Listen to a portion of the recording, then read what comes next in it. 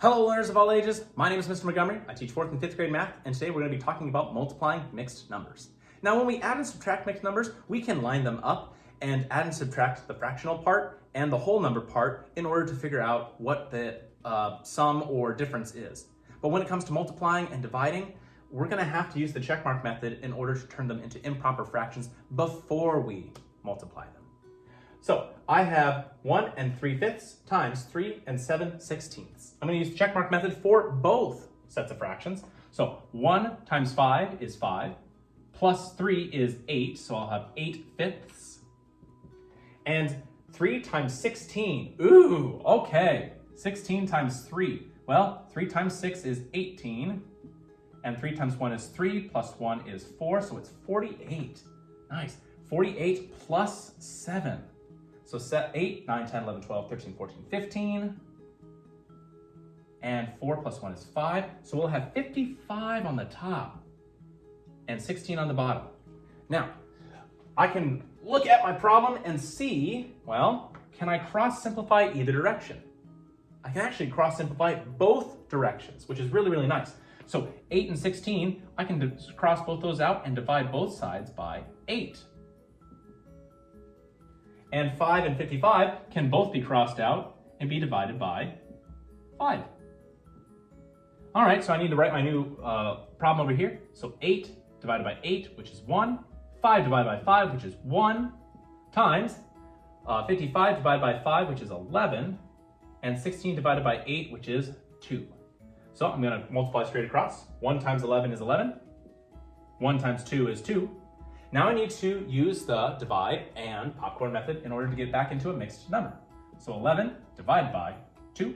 2 can go into 11 5 times, which is 10. And 11 minus 10 is 1. Pop and top both rhyme, so we're going to start here. 5 and 1/2 is my answer, and it is also in simplest form. Let's take a look at another example. I have 4 and 4/6 times 3 and 3/7. I'm going to have to use the checkmark method on both mixed numbers and then change them back into a mixed number after I cross simplify. So 4 times 6, well, 6 times 2 is 12, and 12 doubled is 24, plus 4 is 28 over 6, times 3 times 7 is 21, plus 3, 22, 23, 24. So I have 24 over 7. I'm looking to see if I can cross simplify anything. I see 6 and 24 can. I also see 7 and 28 can. So I'm going to cross multiply both of them. But I'm going to start with the 6 and 24. I can divide each of those by 6. Divide by 6. And 7 and 28 can both be divisible by 8. Or sorry, not 8, by 7. Whew. Sorry, it's been a long morning. All right, so 28 divided by 7, that would be 4. 6 divided by 6 is 1. Multiplication symbol. 24 divided by 6, that would be 4. And 7 divided by 7 is 1. So 4 times 4 is 8. No, 16, excuse me. 16 over 1. And that would equate to my answer being 16.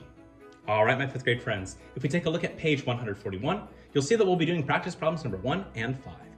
For number 1 and 5, the directions say, find the product, simplify before you multiply. Now, one thing's a little bit different about number 1 than the previous examples that we've had, is there's a whole number.